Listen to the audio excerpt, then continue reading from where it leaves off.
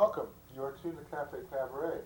This week's presentation is, of course, part 3 in the ongoing series about politics and specifically the presidential election of 1996, and it's called a show trial. At least, I think that's what I'm calling it.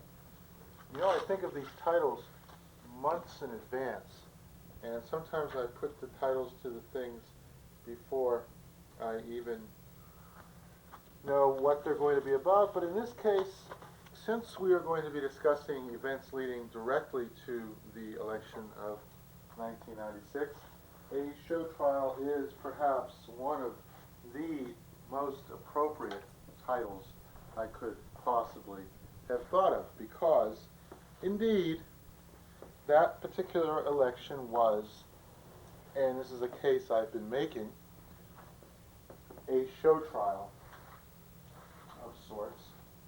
Now, very few people have enough grandeur of soul to be able to use people and not develop contempt for them, said William Faulkner. Now, whether this has any bearing on William Blythe Jefferson Clinton is for you to decide. Well, not really, because the whole point of this exercise is that it is I who makes these pronunciados, and you are the helpless, by and large, victims who must either endure them or decide to watch something better on television, whatever that might be. I haven't been keeping up with what's on television lately. Because, well, basically because I'm just not very interested in any television which has nothing to do with me. But, let me tell you what you could be watching.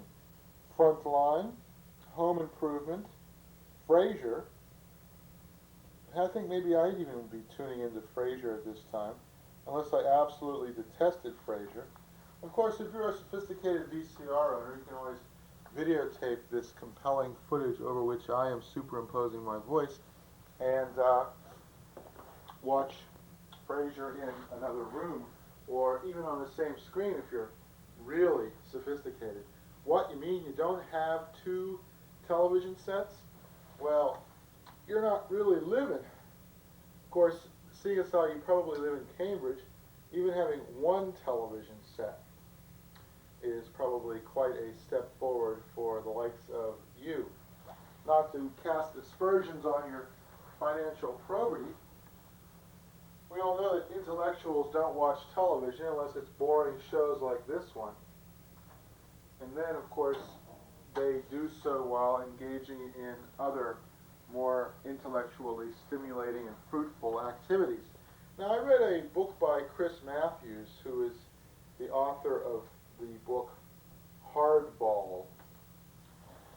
And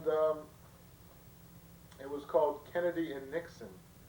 And it's sort of appropriate to this discussion of the 1996 presidential election because, in many senses, Bob Dole was a protege of Richard Nixon, and Bill Clinton, of course, as we all know, was a protege of sorts, at least in spirit or in a spiritual way, of John F. Kennedy. Resentful of fortune, says Matthews, Nixon made resentment his fortune.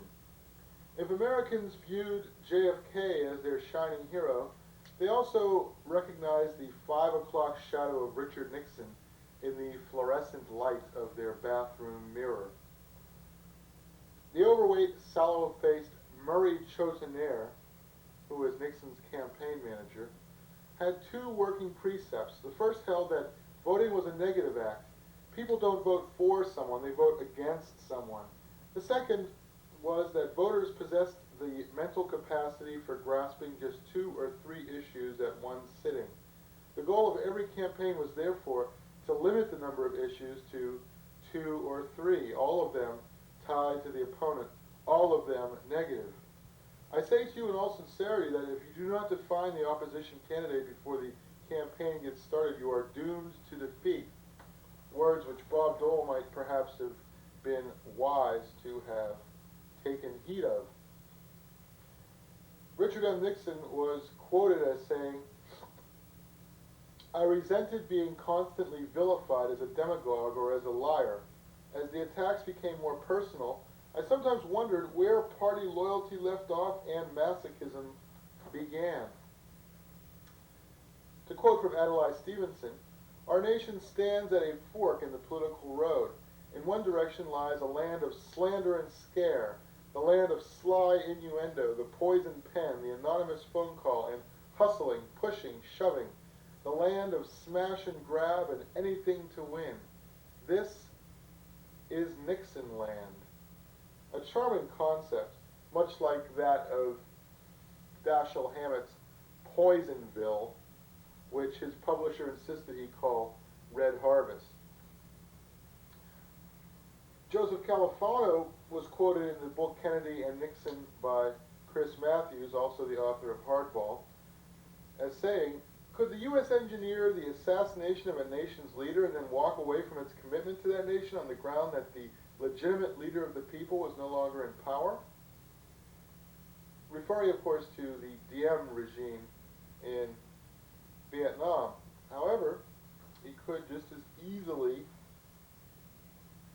be referring to the Kennedy assassination. William Gavin was quoted as saying to Richard Nixon, "Instead of those wooden performances beloved by politicians, instead of a glamour boy technique, be bold. Go on live and risk it all. I know you can win if you see yourself for what you are, a man who has been beaten, humiliated, hated, but who still sees the truth." Finally, Ortega y Gasset was quoted in this book as saying, "Those are the only genuine ideas, the ideas of the shipwrecked." Well, that was as good a way, I suppose, as any to introduce the topic of tonight's presentation, a show trial, namely the 1996 election and the events leading up to it.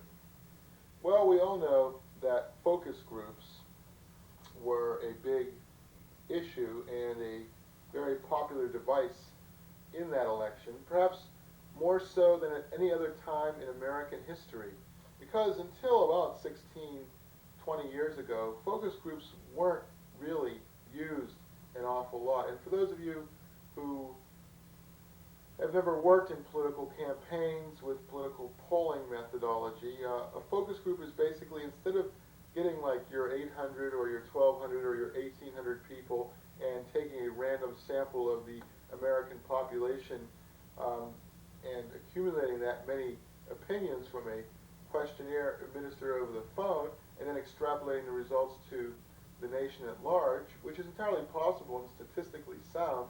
And generally, if the sample is large enough, say 2,200 people, then you have a margin of error of plus or minus 3%, which means, which is to say, not that there's 100% certainty, but it's something like there's a 90% chance that the opinions that you generate therefrom are 97% accurate.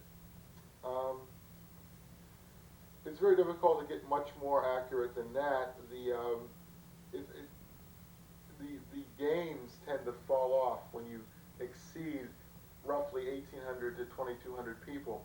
So next time you read a survey that says that 797 people were polled in an overnight survey, you have to figure there's probably going to be a plus or minus 5% margin of error, which generally in opinion surveys is acceptable, but in election surveys, I would think it is not, because that means that the swing can be like up to 10%. This was probably what victimized the pollsters who predicted that Bob Dole would lose by 20%. They were projecting their results probably on 800 people rather than 2,200. Of course, it's extremely expensive to do this type of telephone surveying. I worked for a telephone surveyor, and although the people who actually do the surveys don't get paid an awful lot, nonetheless the polls are very expensive, since the people who administer them and write them do get paid quite a pretty penny.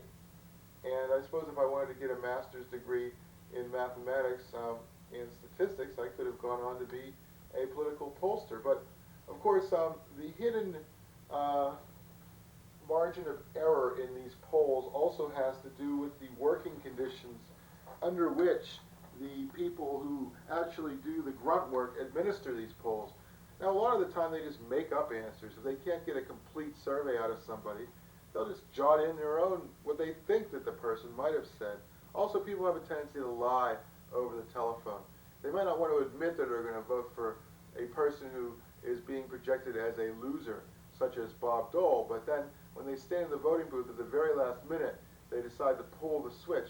Now, Clinton did not win with a plurality of the vote in 1996. He got 49%. There were two minor candidates. There was Ross Perot, and then there was Dole.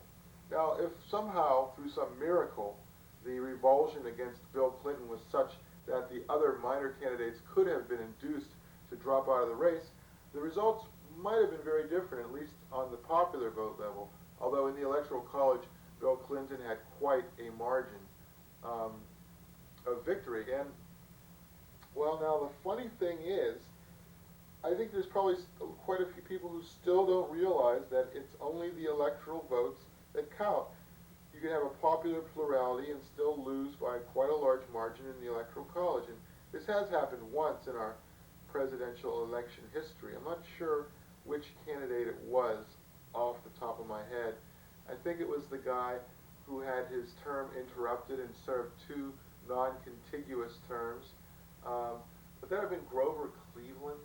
I think it might have been. In any event, focus groups are when you take a smaller sample and try to get open-ended replies to your questions rather than ask them a series of closed-ended questions to which they can answer either yes, no, or I strongly agree, strongly disagree, or everywhere in between.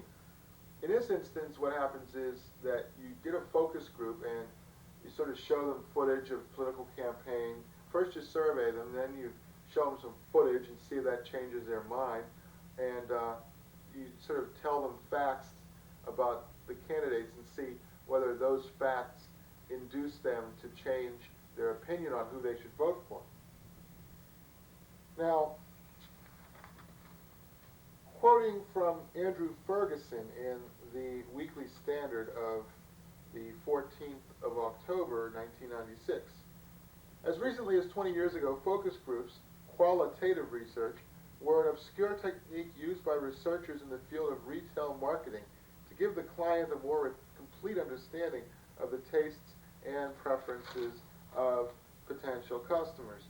But, of course, in the ongoing marketing of presidential candidates, which is probably nearly as old as the Republic itself, it really, I suppose, began in 1840 with Tippecanoe and Tyler II and campaign memorabilia and the hard cider candidate and the log cabin candidate and various things like that, that the presidency was reduced basically to a shouting match between two competing products. But it wasn't, I suppose, until, maybe about 1952 that modern mass merchandising methodology was utilized to sell presidential candidates. And of course, there's that very famous book by Joe McGinnis put out right after the 1968 elections called The Selling of the President, 1968. Andrew Ferguson goes on to state, focus group results are not projectable onto the larger population, but it is now routine for newspaper reporters to build entire stories around the projectability fallacy. Elements of group dynamics make the conclusions drawn from focus groups highly suspect. If a candidate flits from issue to issue, he is probably taking his cues from focus groups. And of course, we all know who he's talking about there. Frank Rizzo, former mayor of Philadelphia, once tried to lunge through the two-way glass at a woman who had dismissed his candidacy with an ethnic epithet. Now there's an example of do's and don'ts of focus groups, and that's a big definite don't. And once again, Andrew Ferguson, focus group participants seem always to be disgruntled. Well, if you were herded into a small room and given a puny, pitiable stipend for spending 2 or 3 hours answering questions that you'd rather not even have to think about, I think you'd probably be disgruntled yourself. Again, it's the methodology of the survey affecting the results of the survey itself. Not even so much as the methodology as the nuts and bolts, the, um, the methods that are used to administer the survey, the people who are administering the survey affect the results.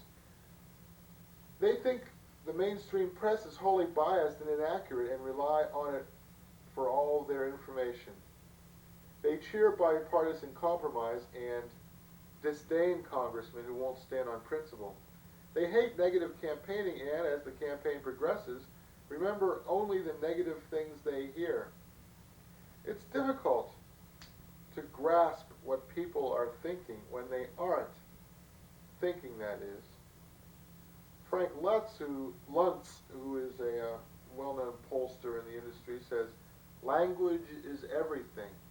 And I think he's referring not only to presidential candidate speeches, but, of course, to the language of surveys, the language which is used in writing surveys. Now, I've written 2 surveys myself in the past. One of them was for the Physicians for Social Responsibility. It wasn't really a survey so much as a fundraiser. But fundraisers frequently take the form of surveys. In other words, people call you up ostensibly to get your opinion, but at the end of this so-called survey, it really becomes a plea for money. And another popular but somewhat frowned upon method is called the push poll, in which you call someone up ostensibly to do a nonpartisan survey, but the way in which you ask the questions leads people to suspect that the candidate that they were all gung-ho about might be a whited sepulcher, and that perhaps they shouldn't vote for this person after they hear the questions. Things like, oh, did you know that so-and-so has been divorced several times and was arrested in 1980 for refusing to pay child support? And would this, if you did know this, would this change your opinion of this candidate? Is an example of push polling. Of course, it goes back to Murray Chotenaire and his campaigns on behalf of Richard Nixon and other clients in Chicago in the 1940s, in the 1946 election, and the 1948 election. Now, all national politicians in 1996 are focus groupies. Democrats and Republicans pelt each other with little marshmallows of rhetoric which, I might remind you, is drawn from the conclusions that people make in these focus groups. Well, what do you like about Bob Dole's stance on crime? I like the way he said that criminals no longer will have a holiday in this country if he's elected. I like the way he says midnight basketball will become midnight incarceration in basketball courts if he becomes president. But Bob Dole didn't actually say that. Oh, he will. Once he reads the result of this focus group survey, he will. In any event, the issue is not the selling of interests to wealthy foreign interests. The issue is the selling of interests, period. Now this, of course, refers to the big flap about John Huang and the China lobby aggressively attempting to divert America's foreign policy in their favor by making campaign donations. In any event, it is very strange, this election. Of course, Alexander Cockburn is always very, astute, I suppose you should say, particularly if you happen to share his beliefs, which relatively few people seem to. But his conclusion was that we would have 4 more glorious years in Sodom and Gomorrah as the cadaver of the corpo-political system continues to putrefy. Well, in any event, to continue in this line,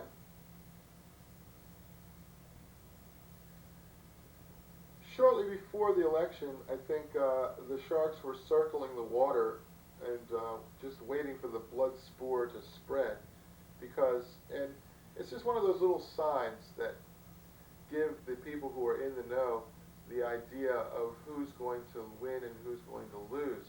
When I was working with the Carter campaign for Pat Cadell in 1980, there was a wave of firings about 6 weeks before the election. The polling group basically laid off a whole bunch of the workers. And I think that might have had something to do with the fact that their main client was going to lose, and they knew it.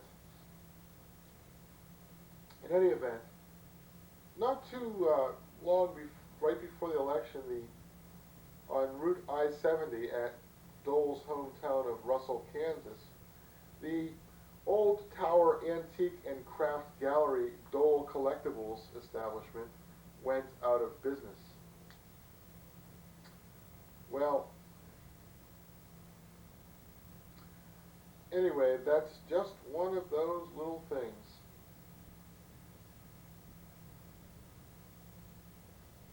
Basically, the whole presidential campaign in 1996 was about spin.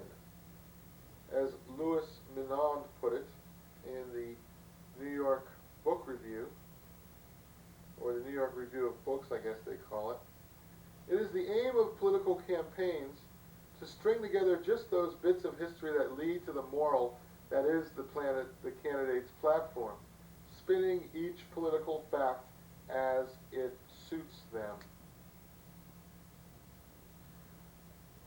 Regarding the Dole-Kemp team-up,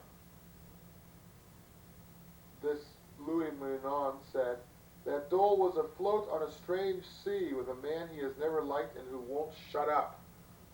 So, again, whether Bob Dole will be helping Jack Kemp in the year 2000 to get the nomination is a moot point. The press is committed to neutrality on matters of policy, quoting once more from Louis Menand.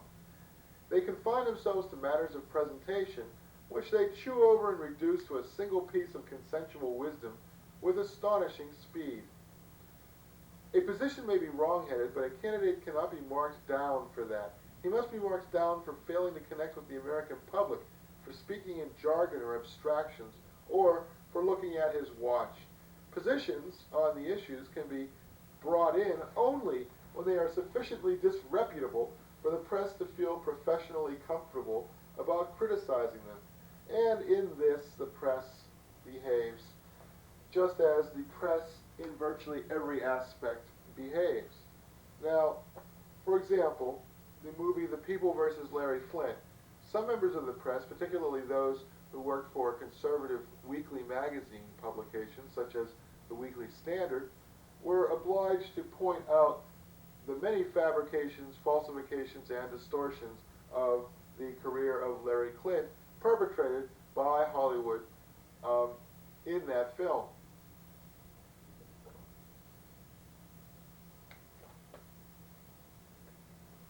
Not necessarily because they have any brief against Hollywood per se, but because they had a big brief against Oliver Stone and, of course, Larry Flint. And, of course, now that I think of it, Oliver Stone did not direct that film. It was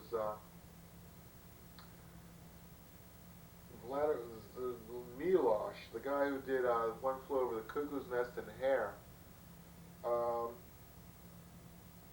In any event, quoting from Louis Menand yet again, apart from the crossfire shows for political junkies, much of TV is about the importance of being nice. The producers seem concerned to appeal to women, and Clinton is the master of nice because TV is his medium. Bob Dole's medium, it turns out, is the congressional record.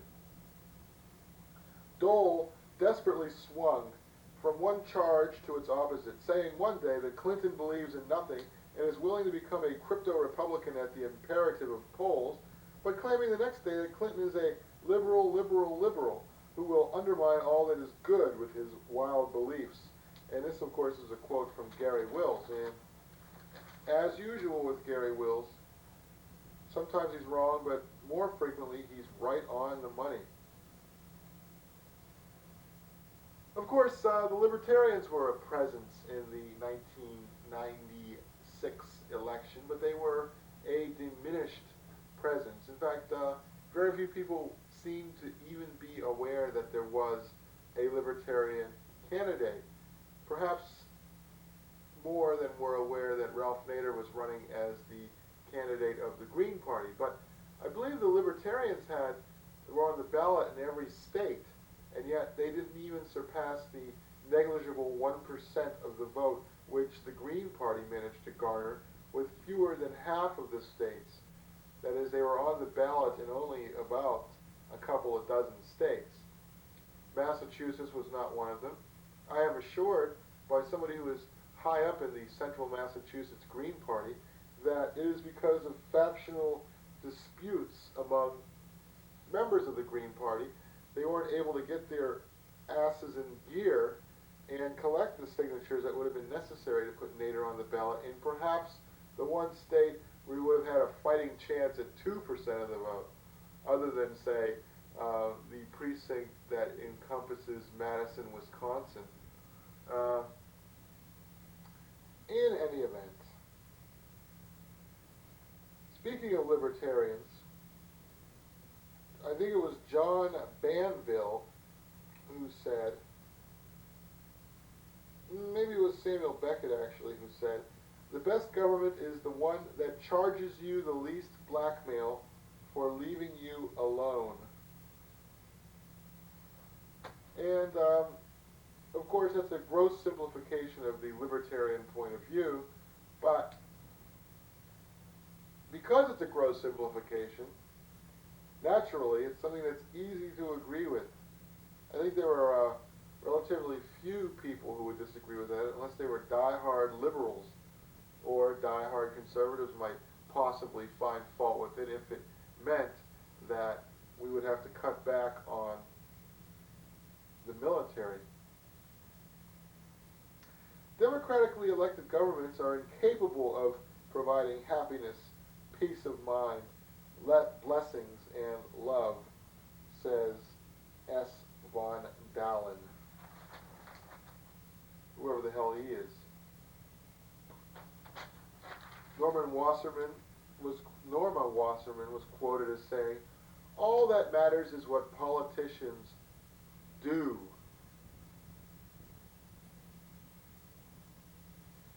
Well, in a sideline, you know, I mentioned last week that Strom Thurmond is the longest-serving senator in American history, 41 years and 10 months. When he was running for election, Kevin Giddings was quoted as saying, all he has to do is not drool on himself, and he wins. Now, you might say, if you wanted to use a sports metaphor about the 1996 presidential campaign, that Clinton was using the rope-a-dope. In Dole's experience, change was often something to fend off, says Gibbs and Duffy in Time magazine. Clinton moves with changes almost daily. And indeed, Tony Blair took a leaf from the Bill Clinton playbook when he took on the technique of rapid response. Basically, rapid response came about because of the 1992 election and the long memories of the Democrats regarding the 1988 election, where Bush would make allegations against Dukakis, calling him a card-carrying member of the ACLU and a liberal, and basically Willie Hortonizing him on race. And Dukakis just stood there like a punch-drunk stiff and took it. I guess he just didn't have the political savvy, or perhaps even the will, to respond to these charges in kind until, of course, the closing weeks of the election. Now, isn't that just the way? So, remembering this, the Democrats in 1992 decided that an allegation would not go unanswered for a period of longer than several hours. If the Bush campaign said that Bill Clinton was a philandering freak, why, at 10 a.m. in the morning, by the 1 o'clock news break, Bill Clinton would have answered that charge.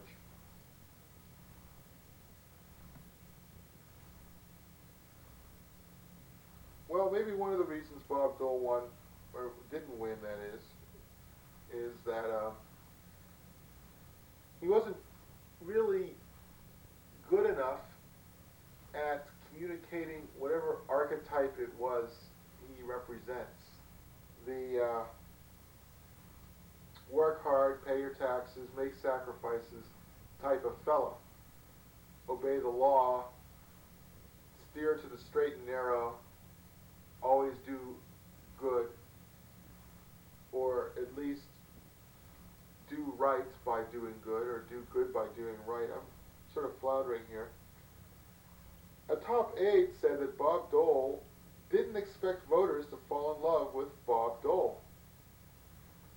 Well, actually, they might fall in love with the archetype he represents, but apparently the archetype that Bob Dole represented was not one which the voters found congenial enough to propel him to victory. Dole made enough calculated changes to sacrifice his claim to consistency.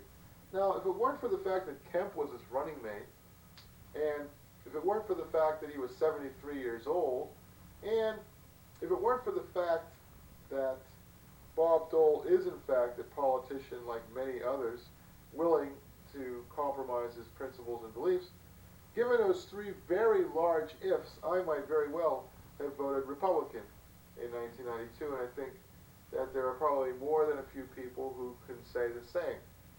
But those are three very big ifs, and I think the biggest one was probably the age factor. And the second biggest one, because of the age factor and directly leading to it, was the vice presidential choice. Now, he had to wow the red meat Republicans, and at the same time, sort of shore up his fiscal and minority ramparts. But really, I don't think very many black people voted for the Republican ticket on the basis of Jack Kemp, who is known to be somewhat less unfriendly on issues of race than Republicans traditionally have been. So it wasn't really a very bright choice, any more than Mondale's choice of Ferraro in '84 brought great droves of women to the party to vote for the ticket just because there was a woman on it. Well, you know, running a presidential campaign is such an enormous pain in the ass that you want to win at all costs if you're going to put yourself through this hell, so you are almost constrained from making imaginative and bold choices and decisions. Just think if Bob Dole had had a black running mate. I think that may very well have put him over the top. Of course, for every black person who might have switched parties, there'd be a white bigot who would have switched back. Just think of how angry certain Southerners would have been if Colin Powell had in fact agreed to be Bob Dole's running mate. I don't care if he is a five-star general or whatever he is, just don't like him. Don't like him. I'm not sure I would have voted for Bob Dole if Colin Powell was his running mate, but I might have felt a little better about it if that were the case. I think, I'm not sure what qualifications Colin Powell has for high office. Politicians basically work in a business of consensus, and the military is about anything but consensus. So it seems an odd choice. Perot called Dole's dropout request weird, and that was an expert opinion, according to the conventional wisdom column of Newsweek magazine. As you can see, we're still leading up to the election. In fact, we may have to actually discuss the election results next week. But at the very least, we can continue to lay the groundworks for Decision 96. Isn't that weird? They don't say, the presidential election of 1996 anymore. They say Decision 96. Sort of reduce it to an 8-second soundbite instead of bothering to say the whole thing. Well, in any event, you know what the British say? They have this wonderful slang term. They say, easy, star, when what they mean to say is, relax, friend. I'm going to have to remember that. Easy, star. Voters are impatient with the electoral process, bored by the tediously civilized debates, and deeply cynical about the media.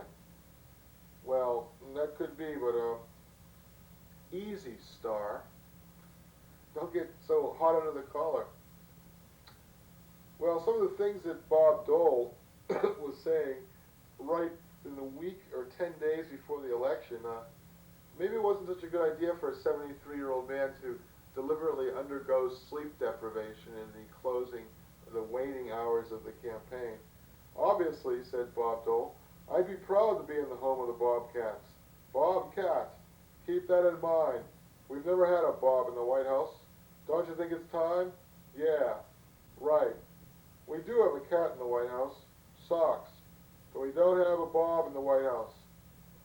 I'm running for President of the United States because I believe that with strong leadership, America's days will always lie ahead of us, just as they lie ahead of us now. Whatever the hell that means. Well, yeah, of course they do. Years passed. Older now.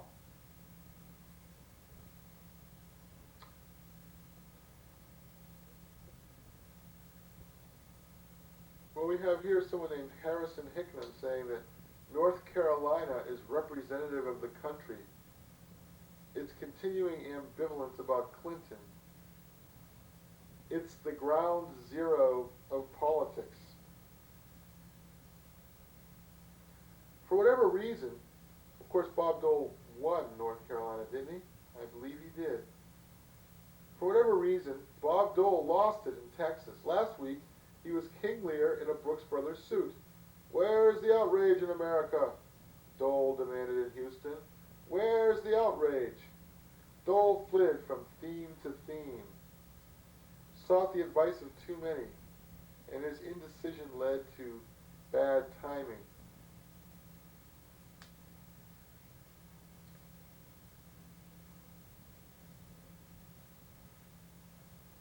This is a very good, very decent man, said Don Sippel of Bob Dole.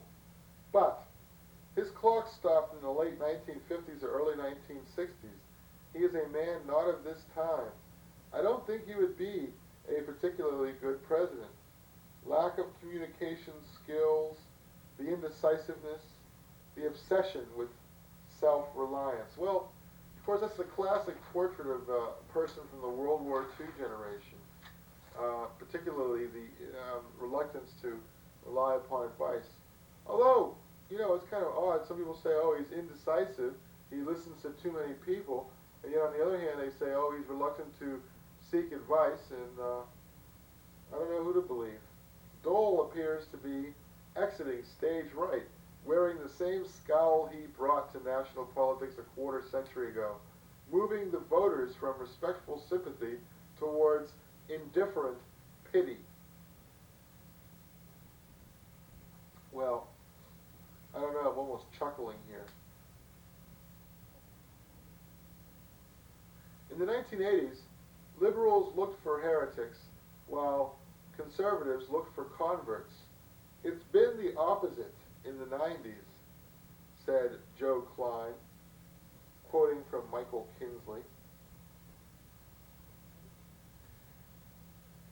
He also said of Newt Gingrich that he reeks of anger, but the very same might very well have been said about Bob Dole. He was an angry man. Defeat reveals more about character than victory. Dole has a chance to sing, to rise to losing. Yeah, right. I'm sure that made him feel thrilled. Picking up a copy of U.S. News and World Report, which I'm sure he reads religiously. It's just the sort of magazine Bob Dole would read. Like, you know that Bill Clinton, being the sort of grade A student that he was, he probably like really quickly skimmed through Time and Newsweek, absorbing all of the information that he would need to know just from a cursory glance at these two journals, plus whatever other journals.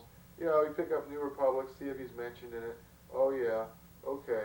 Pick up the Weekly Standard, look to see what latest slander they've come up with against him. You know, skim the New York Times, Washington Post, maybe the LA Times if he's feeling ambitious, maybe the Boston Globe if there's something particularly interesting there, maybe even the Philadelphia Inquirer if they were running one of their lengthy series about the state of America.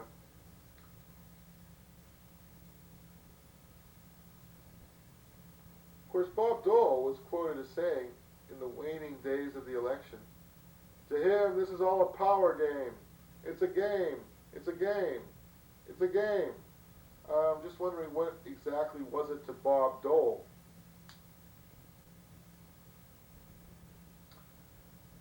"I'm from the Midwest and I'm plain spoken and I'm going to win whether you like it or not." Yeah, that's a way to get people to flock to your cause. Dole's fate, said Gloria Bolger, has always been fixed to be a leader by doing someone else's job, namely the job perhaps that Lamar Alexander or somebody, anybody else might have done in 1996. This election will have the lowest turnout in history, said the GOP pollster Frank Luntz, and he wasn't far wrong. It was a low turnout compared even to 1992 and 1988. Of course, turnout has been on a somewhat downward trend ever since, about 1960.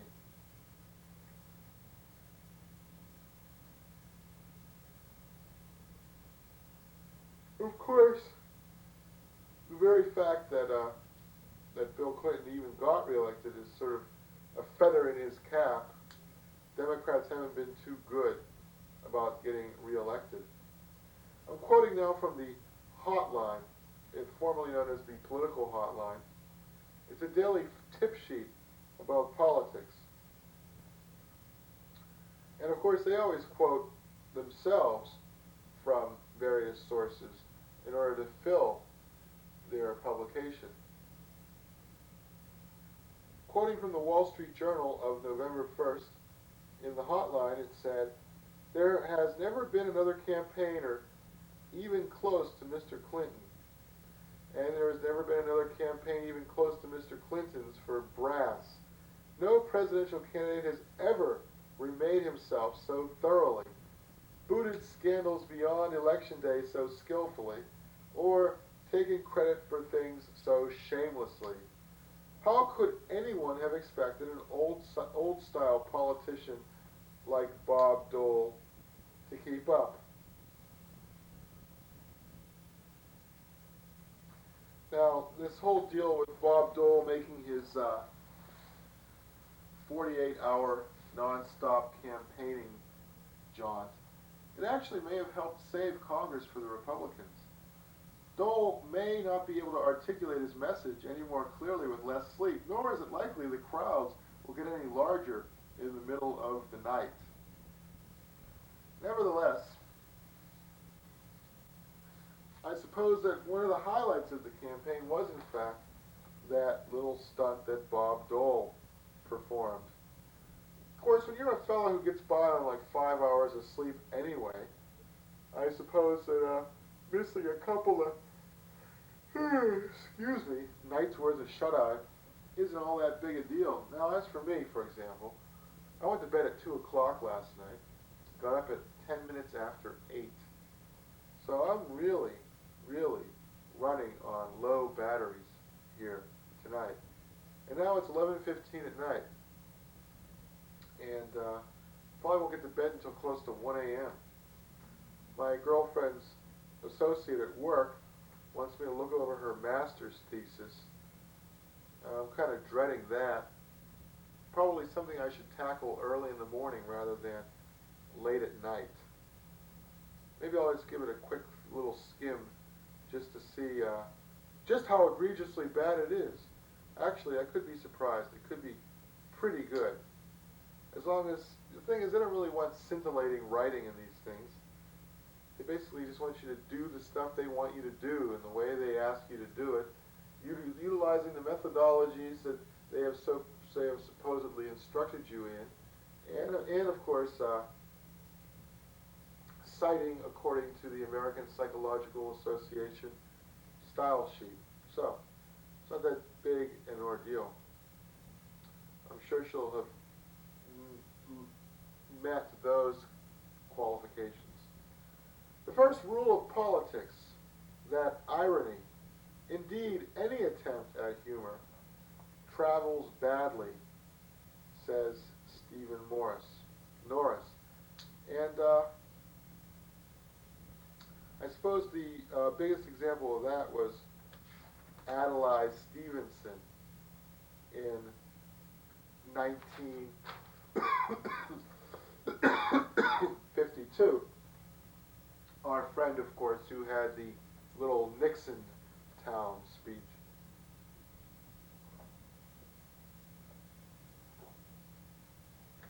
I've been drinking this Ocean Spray Cran Current.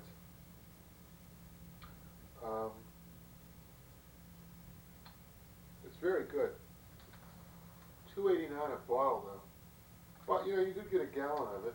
And if you have those triple coupons like I do, you end up paying about $2. Not bad. Now, I'm not really a big fan of the Ocean Spray products in general. I think they add too much in the way of sweetener to it. I mean, there's 20% fruit juice. At these prices, it should be all juice. And they fought for years that labeling requirement, which compels them to tell you what their juice is made of.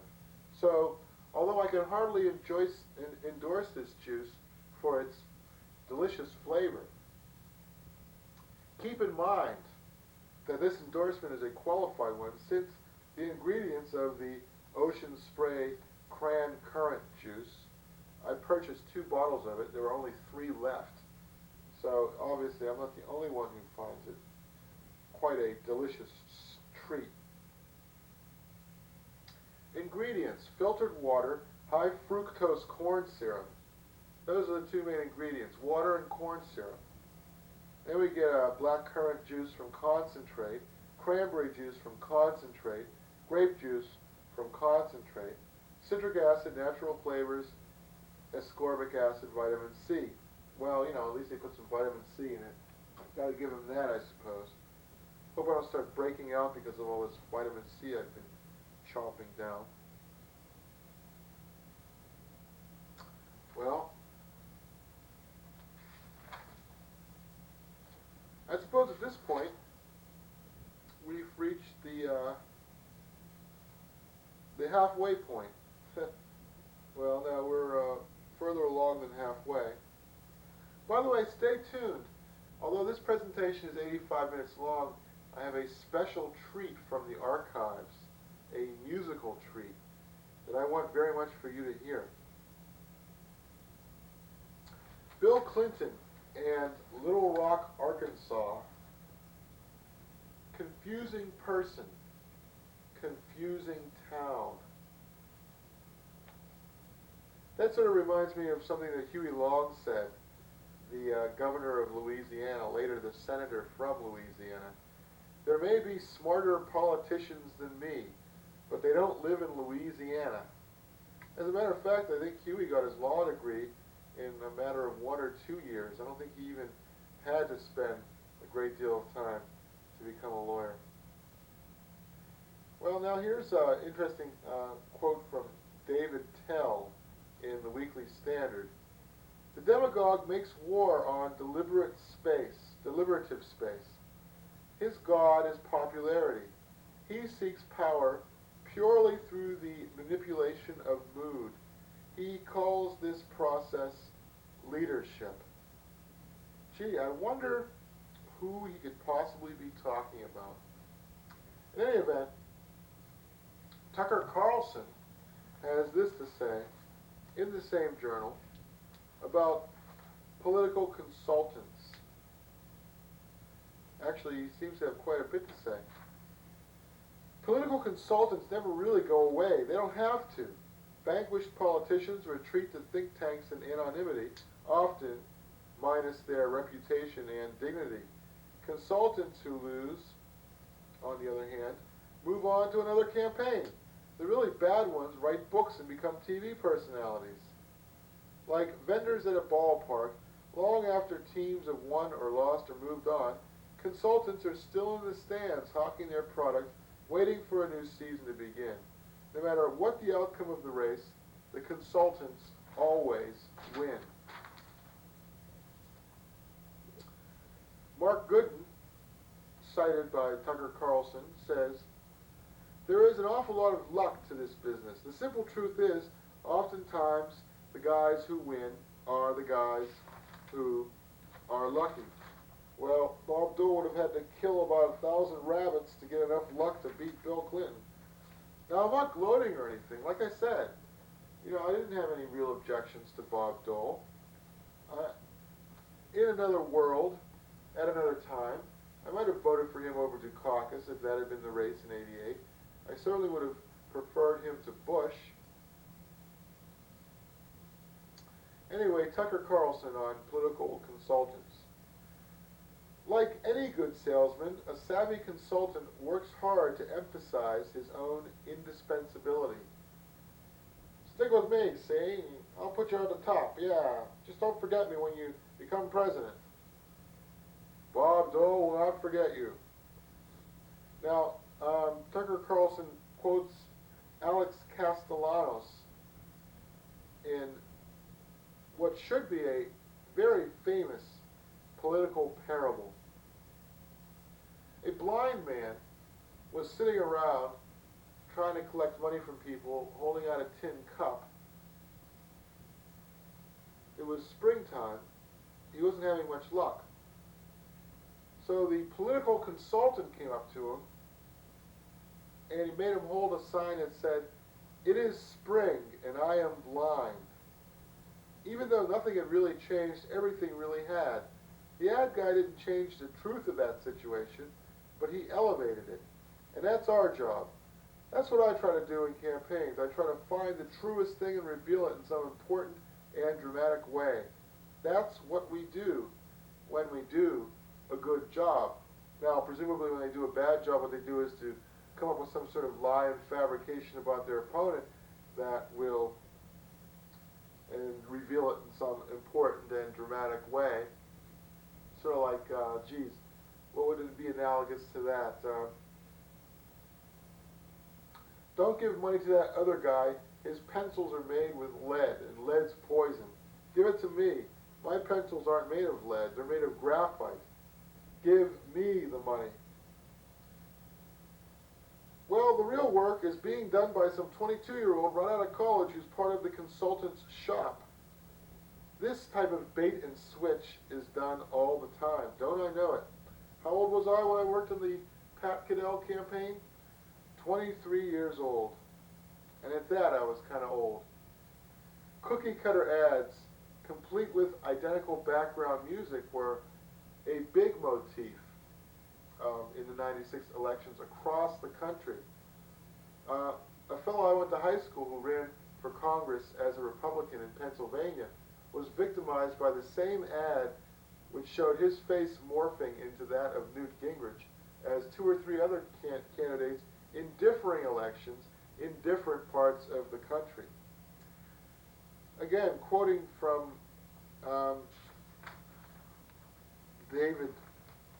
Tucker Carlson. Very few political pollsters have been scientifically trained in social science research techniques, which means the poll is likely to be markedly off, enough to cause a poll-obsessed campaign spasms of joy or paroxysms of panic.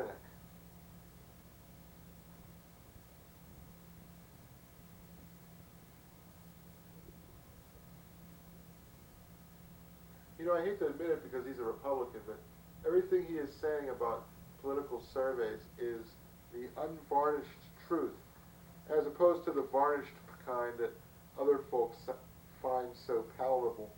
Well, this is one reason it's worthwhile to quote him at length. Consulting is less a calling than a good way to pay the bills. The average statewide campaign can net a media consultant anywhere from $250 to $500,000, and this is not a full-time job.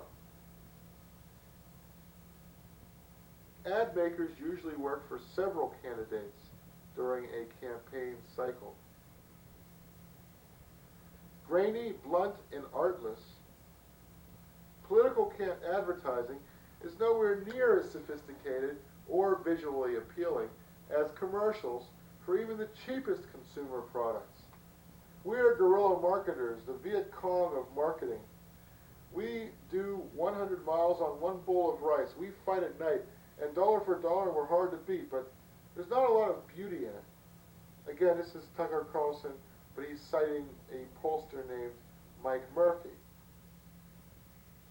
The fact is, our bottom line stuff moves numbers. You give me $10,000, I'll make an ad that sells McDonald's hamburgers. I'll say, here's a Burger King hamburger. It's got worms in it. I'll guarantee that would sell a load of McDonald's hamburgers. Again, Mike Murphy, cited by Tucker Carlson. With political consultants, you just call yourself one and you're one. It's one of the biggest scams of the modern era, says Jay Smith, also cited by Tucker Carlson. A Wild West collection of confidence men and unqualified charlatans, totally incompetent. There's a lot of veterans, there's a lot of veterinarians doing heart surgery out there. Hey, what's wrong with veterinarians doing heart surgery? You know, if anything, a veterinarian has to be more skilled than a doctor because he has to work on a variety of animals, not just one big animal. It was the triumph of managers over warriors. Managers are good at running bureaucracy, but warriors know how to win a campaign. And again, this is Tucker Carlson on the Dole campaign. Alex Castellanos, quoted by Tucker Carlson, quotes Aeschylus, the Greek playwright.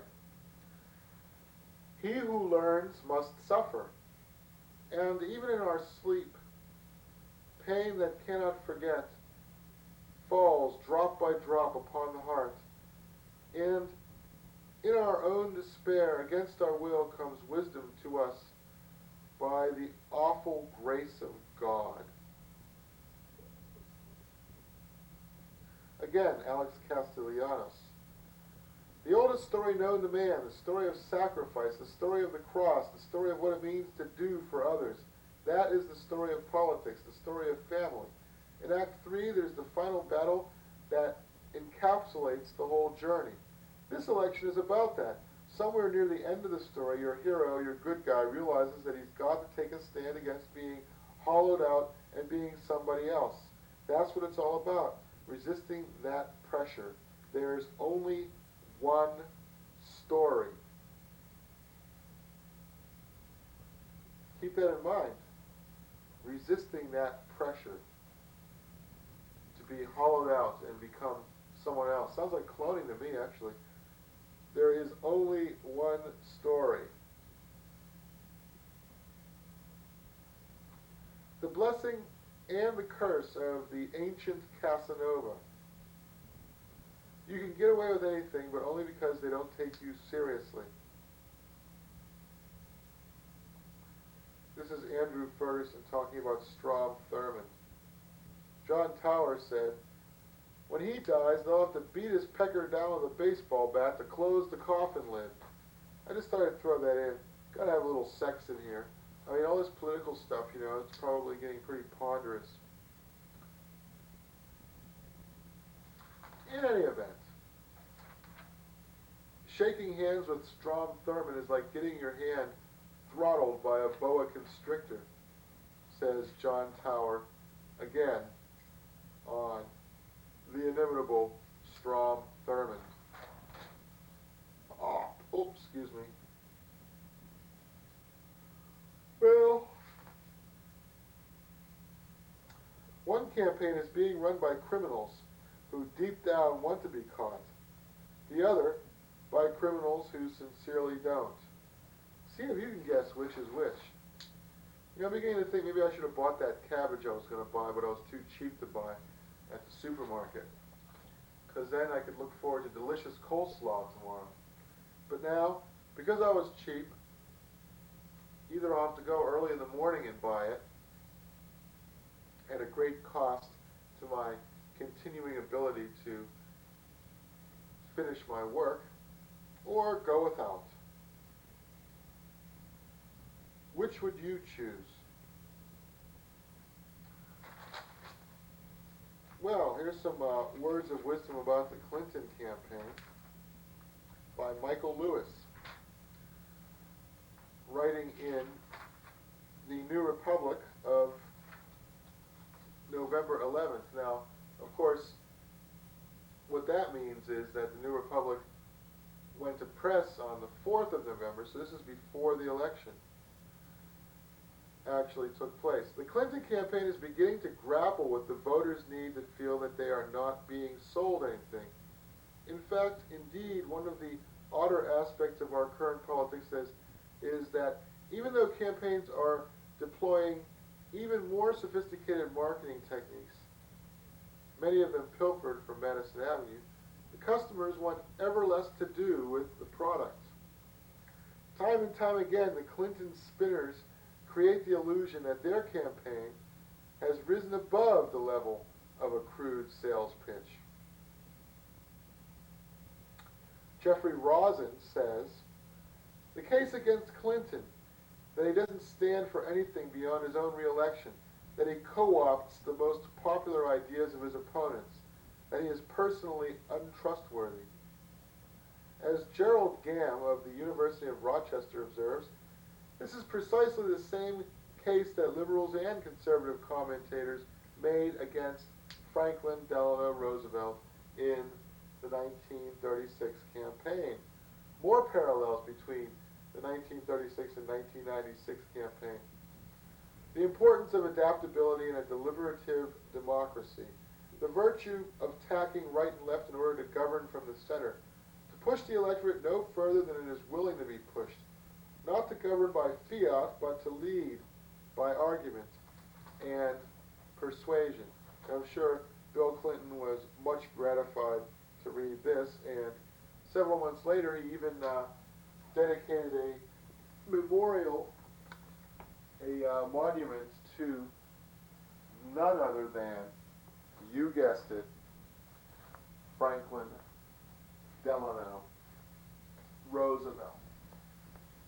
What kind of name is Franklin anyway? Can you imagine having a president named Frank? Just one of those odd things, like Charles Schultz having Snoopy's brother say that Mickey Mouse is a good friend of his.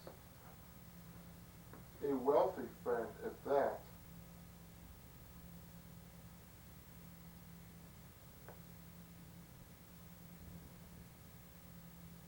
Now, if you don't believe me, just read the Sunday paper from last week.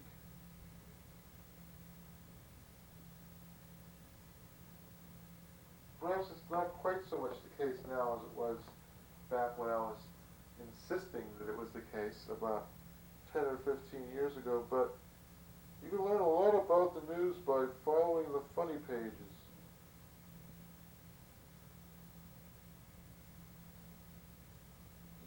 Yes, you can. Well, it's getting late. So I'm sort of like pausing a little bit to let all of these incredible gems of quoted wisdom sink into your head.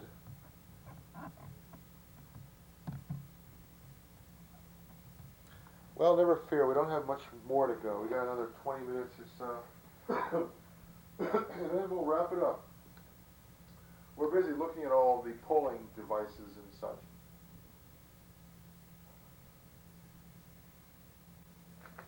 Ah, well, well.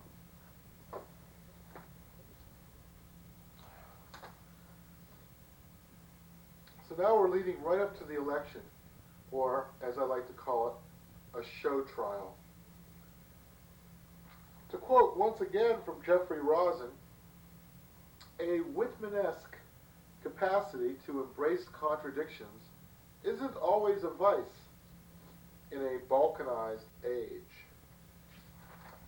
Of course, the very notion of the balkanization of the American Republic is one which we could devote a great deal of discussion to, should we choose to do so.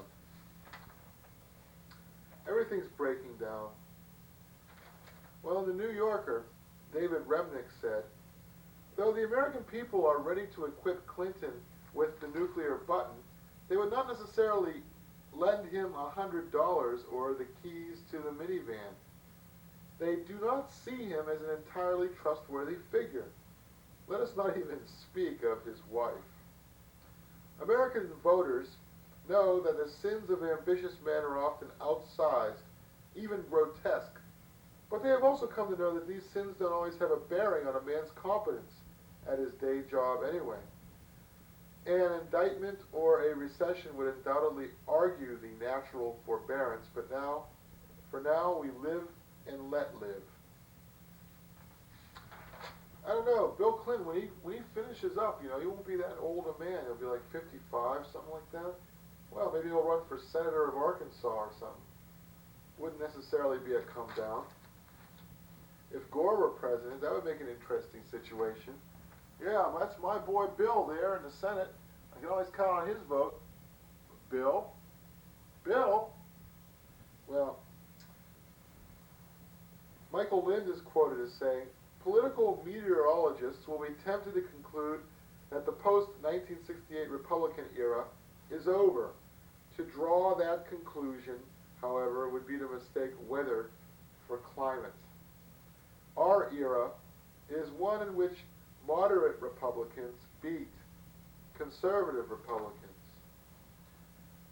The Republicans of 1996, in terms of region and ethnicity, if not of ideology, resemble the Democrats of 1932, an alliance of Southerners and Westerners with descendants of largely Catholic European immigrants in the Northeast. Meanwhile, the Democratic Party has come to include constituencies that tended to be Republican before 1932, New Englanders, Prairie progressives, and blacks. Interesting.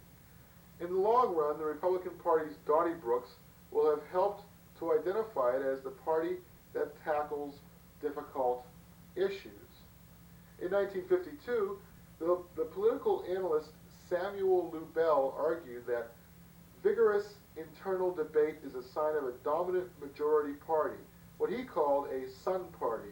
American politics has been characterized not by two equally competing suns, but by a sun and a moon. It is within the majority party that the issues of any particular period are fought out, while the minority party shines in reflected radiance of the heat thus generated. For example, from 1801 to 1825, it was Thomas Jefferson's Democratic Republicans. From 1829 to 1861, the majority party was the Democrats. From 1861 to 1933, it was the Republicans. From 33 to 69, the Democrats, and from 68 onwards, the Republicans. The Moon Party elects a president, a popular military hero, or a Me Too candidate. Nixon, the last important moderate Republican candidate. Movement conservatives, the kind who want to deregulate markets and re-regulate public life, can be an influential minority in a majority Republican Party or the all-powerful majority in a minority Republican Party. And I think that it's sort of tacking the former way, that they will be a powerful minority in the Republican Party because, well, this whole thing with Ralph Reed recently, he's decided to quit being the head of his group, and now all the presidential candidates are sucking up to him, trying to get him to run their campaign or endorse them, like George Bush Jr., John Ashcroft, Dan Quayle, the family values conservatives. Bob Dole's decision to run as a conservative rather than as a moderate may turn out to have been his greatest strategic error. He should have had a different slogan. Let Dole be Nixon. Of course, Michael Kelly, talking about Jesse Helms, calls him one of the great polarizing figures of politics, the Teddy Kennedy of the right. Pretty interesting. Ross Perot returned a Michael Moore prank check from Pedophiles for Free Trade. I wonder if he would have returned a legalized marijuana organization check. Maybe.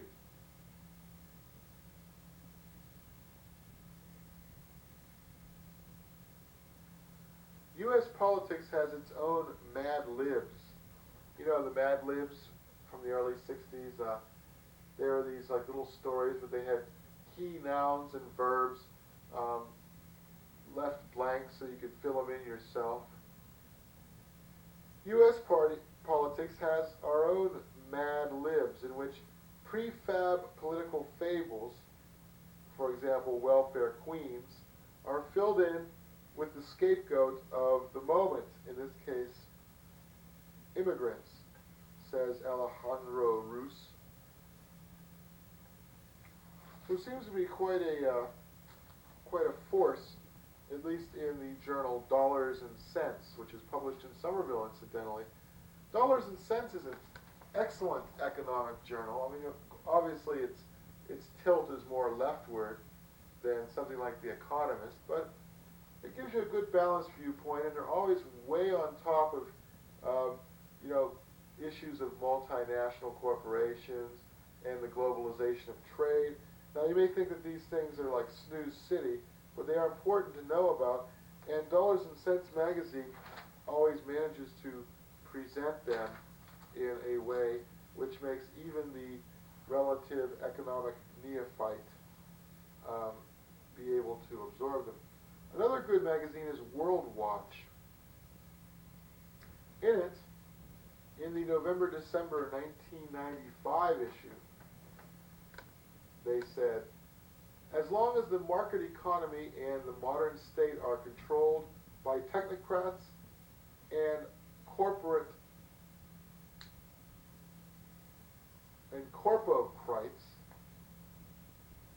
I think that's what they're saying, I would rather live as much of my life as possible in the safety of the shadows. Brr. I don't know, that's kind of reductive thinking. Anyway, Rush Limbaugh has a newsletter which very few libraries subscribe to. The Kennedy School Government Library at Harvard is one of the perhaps 40 libraries which subscribes to it. And the interesting thing about it is that he frequently quotes some of the more extravagant rhetoric of Democrats as a monthly feature. And sometimes what these Democrats are saying is not necessarily unreasonable. It's just the way in which they choose to express themselves which leads them to be ridiculed in a publication such as Rush Limbaugh's newsletter, for which he charges like 25 or 30 bucks, and it's like this 8-page sheet that he probably cobbles together in 2 days. pretty sweet. And he's got like what, probably 100,000 subscribers or something at 30 bucks a pop for a journal that probably doesn't cost him any more than 50 cents to put out, plus his time. Oh, he's making money big time. Hand over fist. And I just think of all these alcoholic pensioners with limited incomes who are like shelling out 30 bucks of money that they could be spending on their medicines and medications to subscribe to Rush Limbaugh's shoddy little rag. But anyway, he quotes Dan Foley, the Democratic senator, as saying that Senator Warner is an E. coli Republican. His vote for corporate greed and irresponsible government literally threatens American lives. And, you know, with Rush Limbaugh, you never know. I mean, that could well be. Representative Ed Markey is quoted as saying, "The GOP used to stand for Grand Old Party. Now it stands for Get Old People." He also quotes the AFL-CIO newsletter. "If you must drink and drive, try to do it while Phil Gramm is crossing the street," or when Phil Gramm is crossing the street. Now here's an interesting item from the same publication. A 31-year-old Lansing man, a McDonald's janitor, had his home raided. Cops found $14,000 of stolen hamburger patties and cookies, bacon, McDonald's uniforms, high chairs, and the restaurant's lawnmower. That's great. He should go to work for the Clinton camp, you know, the Bill Clinton's staff there. The worst thing about Bill Clinton is that he never makes a decision, says George Stephanopoulos. If you don't like the president's position on a particular issue, you simply need to wait a few weeks, says Representative David Obey. Well, I don't know. Things are changing. The Sandinistas have dropped their anti-Yankee national anthem in favor of the Ode to Joy.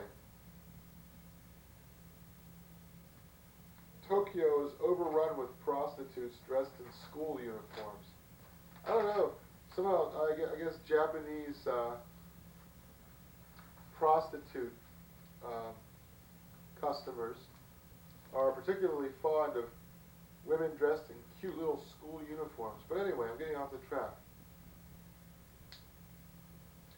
The Bayou dwellers in Louisiana and Arkansas don't much mind if their elected leaders steal, just as long as they are entertaining, the economy strong, and let the bon ton roule.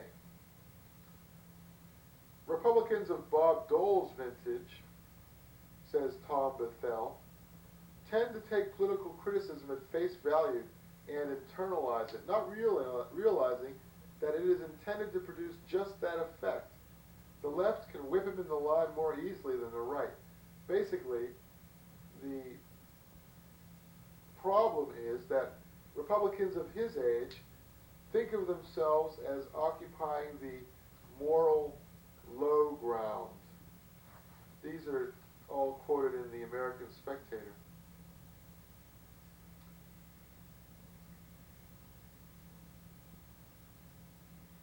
Well,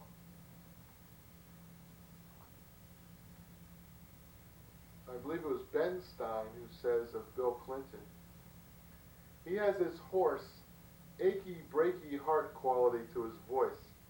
It makes him sound sincere, even when he's not.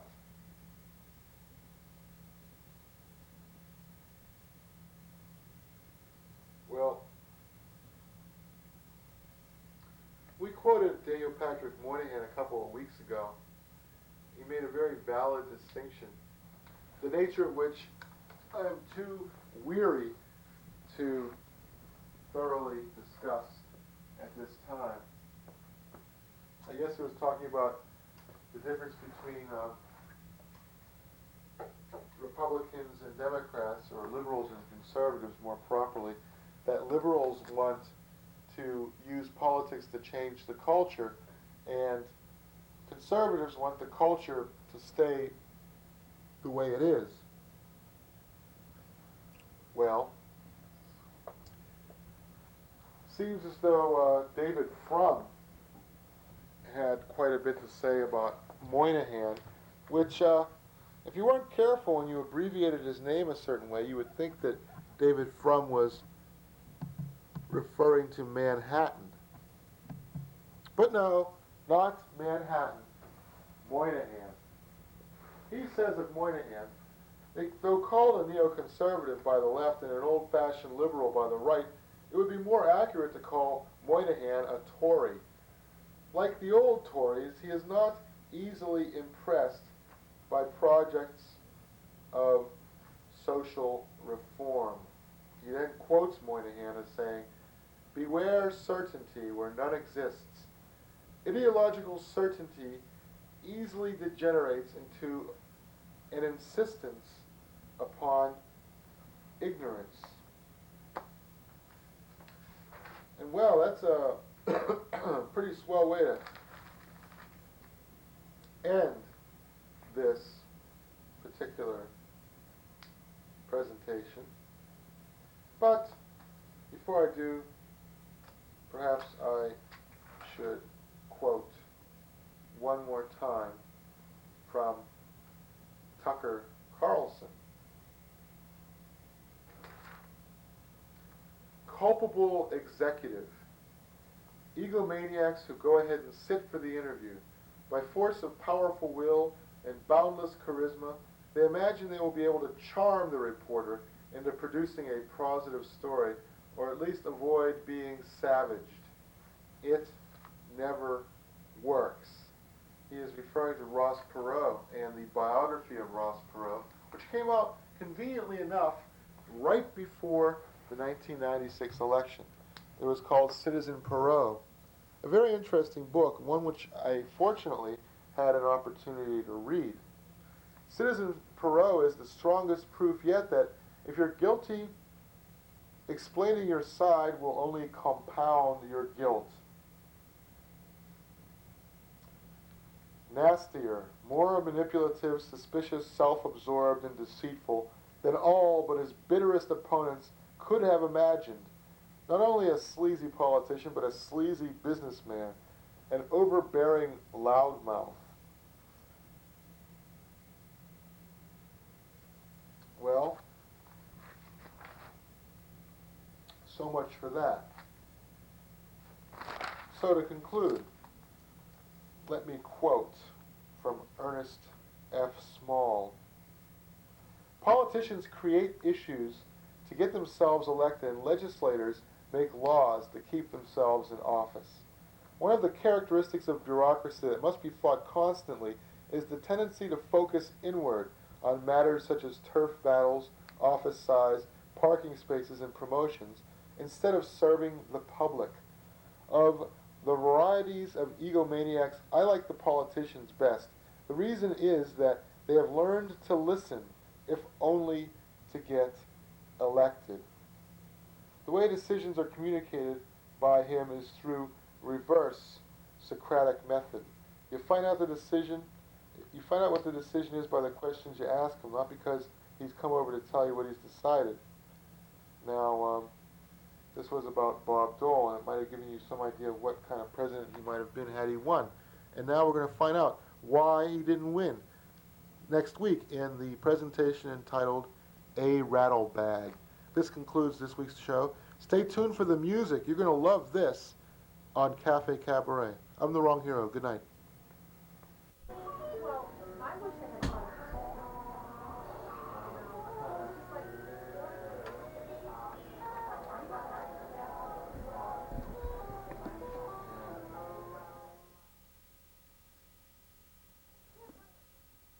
The Wrong Hero. And I hope you enjoyed this evening's presentation. Since you've been on